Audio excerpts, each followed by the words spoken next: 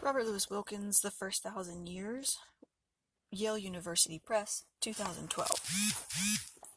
Chapter 5, Constructing a Catacomb. The oft-cited passage from the Epistle to Diognetus, a 2nd century writing, is that it is said that Christians are distinguished from others neither by nationality, Egyptians or Scythians, for example, nor by language, such as Aramaic or Coptic, nor by customs. They call no country home, they do not live in their own cities, and they observe the mores of the people among whom they live. They are known to honor Christ as God, they shun the gods and goddesses of Greece and Rome, and they gather weekly for a ritual meal. Yet there is little else that set them apart. When they worship, they use the language of the city in which they dwell. They have no temples, in fact, no buildings of any kind, nor a religious calendar. During the first 2 centuries, Christianity as a body was largely invisible. By contrast, the Jews were known as an ancient people with a long and venerable history in the cities of Roman Empire. They had their own buildings and neighborhoods. They refused to eat pork products, which the Romans found strange. Their scriptures were composed in an alien script written from right to left. They had a distinctive way of dressing, fringes on men's garments, and they were idle on Saturday. They ordered their lives by a distinctive calendar of festivals and holidays stretched out over the year. Even after the destruction of the city of Jerusalem and their holy temple, the Jewish communities in the empire and beyond still looked to the land of Israel as their homeland. As a people, they were granted a privileged status in Roman law. They were exempt from participating in the civic cult, and their religious customs marked them as a corporate body within society. The first palpable sign that Christianity was beginning to occupy public space was the construction of a Christian cemetery in Rome. Early in the 3rd century, the Christian community in the city took the bold step to build an underground burial chamber. The land was located on the Via Appia outside the city and is known today as the Catacomb of St. Callictus, after the Roman Christian who oversaw its planning and construction and became Bishop of Rome 218 to 223. Christians were not the first to bury their dead in catacombs. A century earlier, Jews had begun to enter underground. Like the Jews, Christians considered the Roman practice of cremation an offensive against the sanctity of the body. A catacomb included a series of corridors with horizontal niches the size of the small coffin cut into small volcanic rock, called tuff. Dark and dank, lit by oil lamps, permeated by the odor of decaying corpses, catacombs were uninviting places, yet they became sacred to the early Christians. The catacombs were not places of hiding during persecution. They were simple tombs, in the midst of which were carved out small chapels and rooms and more elaborate niches for the burial of martyrs and revered members of the community. Often they were built near the main roads and in proximity to pagan cemeteries. Their location was not secret, and when Christians laid their dead to rest or gathered in the catacombs to celebrate the Eucharist, their comings and goings were known to their fellow citizens. The Catacomb of Callictus is composed of 10 burial chambers and chapels, whose walls and ceilings were decorated with geometrical designs and paintings. A small burial plot to bury their dead in graves above ground. Paintings. Sometimes in the latter part of the 2nd century, Christians in Rome had acquired a small burial plot to bury their dead in graves above ground. But when this area of subterranean necropolis, where the faithful could bury their dead and gather to pray for those who had gone before, the architecture of the space and construction required careful planning, organization, ample financial resources, and leadership. The catacomb was a communal, not a private project. Already in the 2nd century, the churches had begun to look after the burial expenses of poor Christians. The apostolic tradition, a collection of prayers and rules guiding church life, mentions that care of the cemetery was a responsibility of the bishop. The catacomb under the jurisdiction of the bishop would provide a suitable burial place not only for the poor but also for those who had died as martyrs. In the mid-3rd century, Syrian bishop of Carthage instructed his presbyters to give special care and solicitude to the bodies of martyrs. They were to keep a record of the sacrifice that was offered, keep record of the day a martyr died, so that his or her memory could be celebrated when the sacrifice was offered. Accounts of the deaths of the martyrs were preserved in the archives of the church, to be read in the anniversary of each one's martyrdom. Already in the 2nd century, the death of Polycarp was celebrated annually. Memory attaches itself to tangible things. Though the narrow tunnels where the dead slept were a domain of sadness and tears, In the tiny chapels, the faithful could celebrate the Eucharist in the presence of the precious remains of loved ones and friends, martyrs and bishops. The dead remained very much alive for the early Christians. In the Eucharist, prayers for the faithful departed were part of the great prayer of thanksgiving over the offerings of bread and wine. In constructing a catacomb with chapels and altars as well as tombs, Christian leaders had more in mind than a burial place. The dead created for the first time a Christian space that bound the community together over time, knitting the tremulous present to the grander past and forgoing solid and stable feelings through collective memory. And it is in this setting where the irresistible ravages of time and mortality were most palpable, where hope was joined to memory, that the first Christian art is found. Death, as Wallace Stevens wrote, is the mother of beauty. Before the early 3rd century, there's no evidence of Christian art. Some have argued that in the early years, Christians were aniconic, opposed to religious pictures, hostile to artistic representation of biblical events and persons, but that view has been abandoned by scholars. Though there is no archaeological evidence of Christian art before the Catacomb of Callictus, from literary sources we know that by the end of the 2nd century, Christians had begun to find ways to give visible expression to their beliefs. Clement, a Christian scholar in Alexandria, said that Christians purchased objects engraved with symbols. Let our seals, for example, be a precious stone with a design engraved on it. Be a dove or a fish or a ship running in a fair wind, or a musical lyre, such as the one Polycrates, ruler of the Greek island of Samos in the 6th century BC, used, or a ship's anchor, such as the one Seleucus, a Hellenistic king in Antioch in Syria who died in 281 BC, had engraved on his sealstone. And if someone is fishing, he will call to mind the Apostle Peter. We are forbidden to attach ourselves to idols, must not engrave the face of idols on our rings, or the swords of the bow, since we follow the path of peace, or drinking cups since we are sober.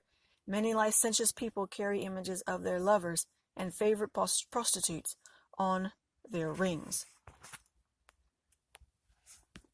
Clement's point is this: if a Christian wished to have a ring that expressed his faith, he should go to a craftsman whose stones were engraved with figures that could be given a Christian meaning. What he says about rings would apply equally to other objects, such as an oil lamp or a bowl or a pitcher. As yet, there were no Christian artists or craftsmen who designed objects with distinctive Christian images, so Clement recommends that Christians buy rings that were in common use and readily available in workshops in the markets of the city. Though they may be stamped with symbols that bear one meaning to the maker and to most buyers, some of the engravings could be given a Christian sense. A dove could be taken to symbolize the Christian virtues of gentleness and peacefulness. A fish could be a symbol of Christ, because the letters of the Greek word for fish, ichthus, could be taken to spell the first letters of the word, Jesus Christ, Son of God, Savior. A ship could signify the church carrying the faithful over the turbulent waters of life. A young man with a lyre could depict David singing the Psalms, and an anchor could be a symbol of hope. Hebrews 6:18-19. The early Christians had no objection to images. They were happy to employ symbols, even the figure of a human being, such as a fisherman, to signify Christian beliefs. But at this stage in Christian history, they did not yet have their own artistic vocabulary. They had to adapt what was available in the wider culture. Still, in wearing certain kinds of rings or using lamps engraved with particular images, they were making choices about what symbols were appropriate for Christian art. The list of images that Clement deemed acceptable offers the first repertory of Christian symbols, some of which are still in use today, including a fish or an anchor or a ship. In these early years, what the symbols represented lay in the eyes of the beholder. As far as Roman society was concerned, the Christian meaning was hidden and known only to the faithful.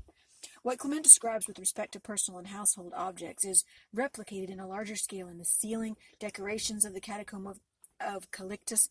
But first, a few details on how the catacomb was constructed.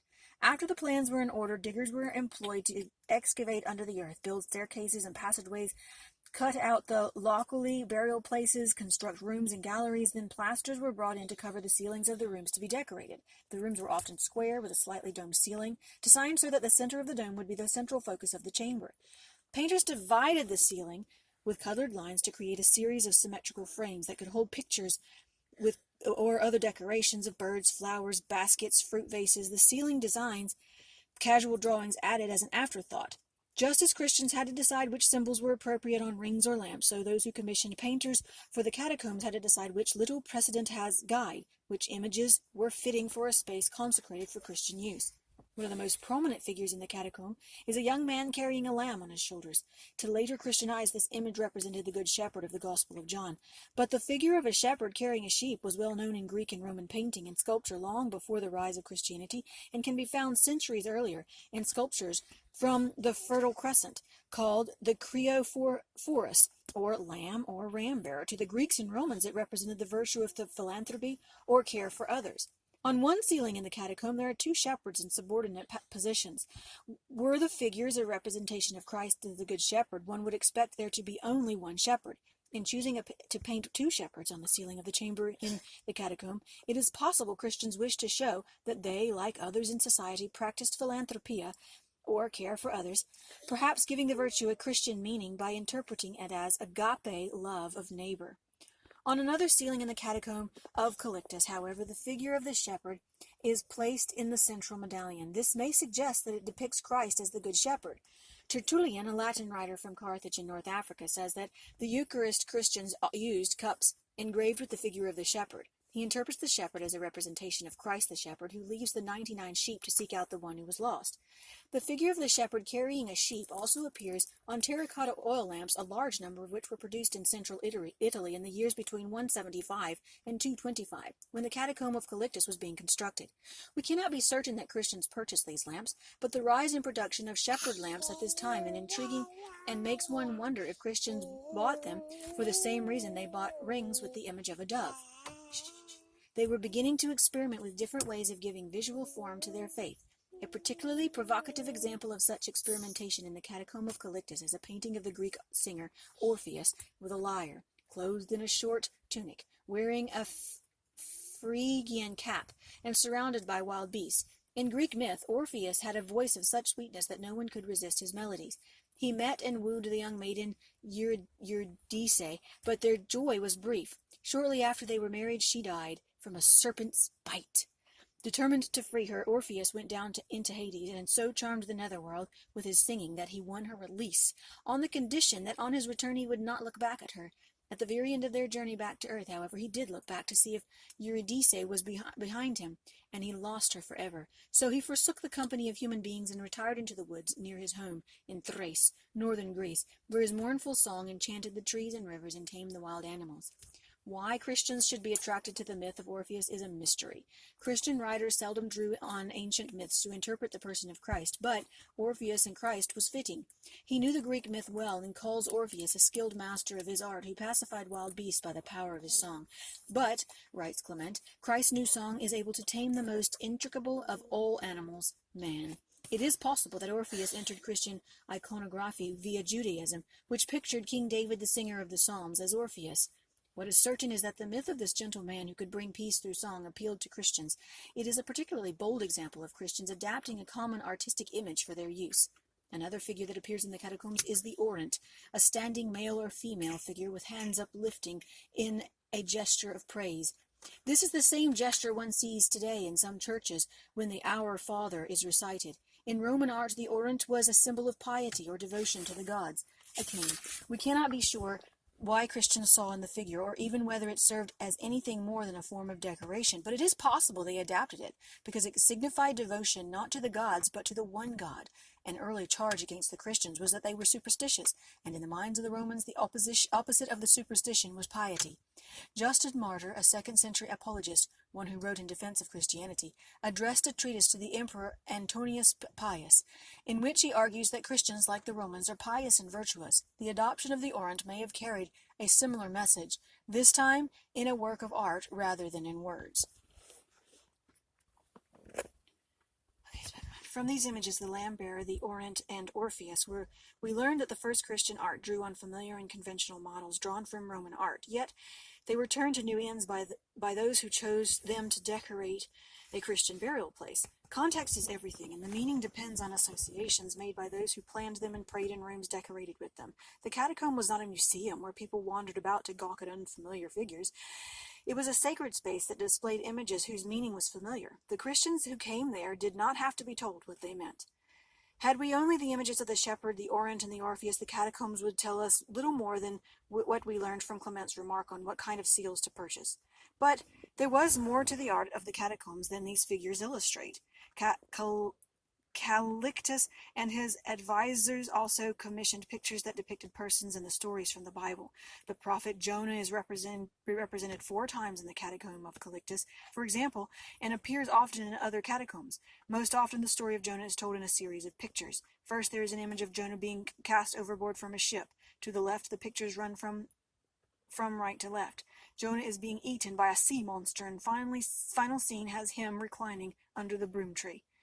With this painting, we are moving into new artistic territory, for the artist is depicting an event that is recognizably Christian, yet the visual vocabulary he employs is taken from Roman art. The painter, whether a Christian artist or a skilled pagan hired for the task, did not draw the pictures of Jonah with the text of the Bible before him. He exploited a repertory of stock models that were known in Roman art. The image of Jonah under the broom tree is modeled on the familiar figure of Endymion, a handsome young man with whom the goddess Selene had fallen in love. In Greek art, Endymion was depicted sleeping in a cave where he would be visited periodically by his lover.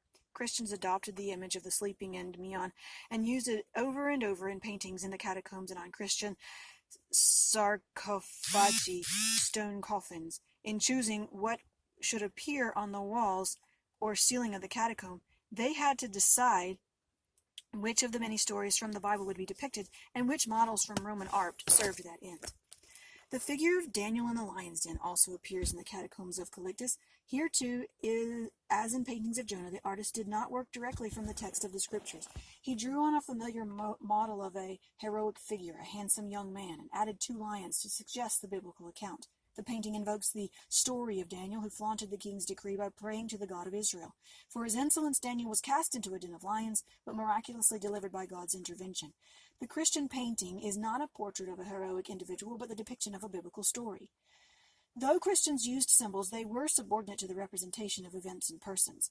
As those who planned the catacomb of Callictus used images from the surrounding culture to create a distinctively Christian art, so other Christians were doing something similar with articles for use in the home. Early in the 3rd century, someone decided to take the popular shepherd lamp and make it into a distinctively Christian object. A good example is the terracotta lamp first discovered in the 7th century and today in the possession of the Bode Museum in Berlin. Like other lamps bearing the Creophoros, it has a figure of a shepherd surrounded by sheep on either side, but to the left of the shepherd one clearly sees the figure of Jonah being cast out of the mouth of the great fish, and to the right he is resting under the broom tree in a familiar Endymion pose. Above the shepherd's right shoulder is a bird perched on a box that may symbolize Noah's Ark, and the dove, the sun and the moon, Helios and Selene, and 7 stars sparkle in placing the shepherd with Jonah in the ark, and the dove is the work of Christians. Whoever made the lamp was a Christian, or someone following the instructions of a Christian patron. Beside images of events from the Old Testament in the catacomb of Callictus, there are also some scenes from the New Testament. One painting depicts the baptism of Jesus, a young man in the middle of a river and another person standing on the bank with an outstretched hand. In the upper left-hand corner there is a bird. The bird is most likely the dove mentioned in the accounts of Jesus' baptism in the Jordan, and the person on the bank is John the Baptist.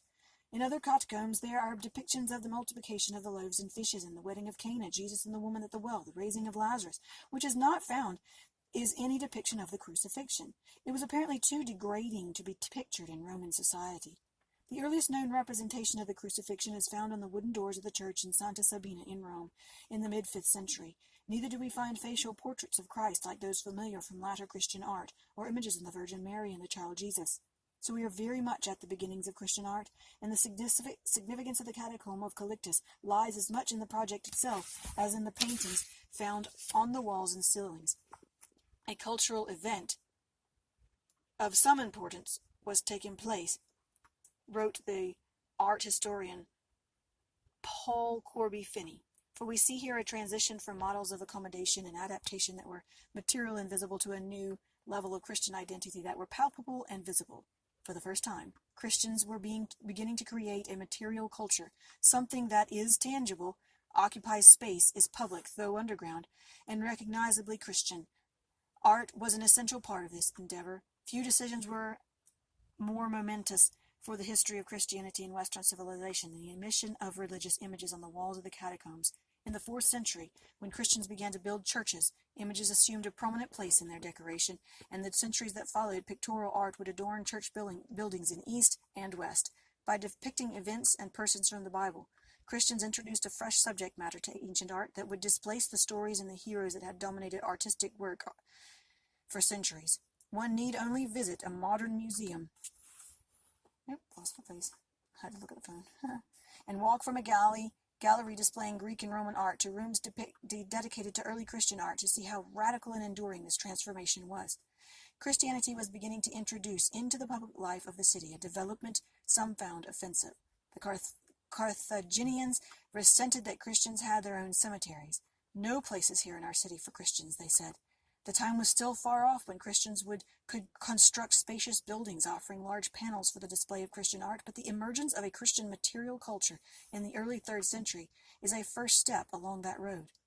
Although the numbers of Christians were few in relation to the empire as a whole, the new movement was beginning to lay the foundation for a Christian culture, and by culture I do not mean primarily that we call high culture, but the total harvest of thinking and feeling. To use T.S. Eliot's phrase, the manners, morals, customs, and arts, the pattern of inherited meanings and sensibilities embedded in rituals, rules, and language, the institutions, practices, persons, and stories that order and inspire the behavior, affections, and thoughts of a people. That's the end of chapter 5.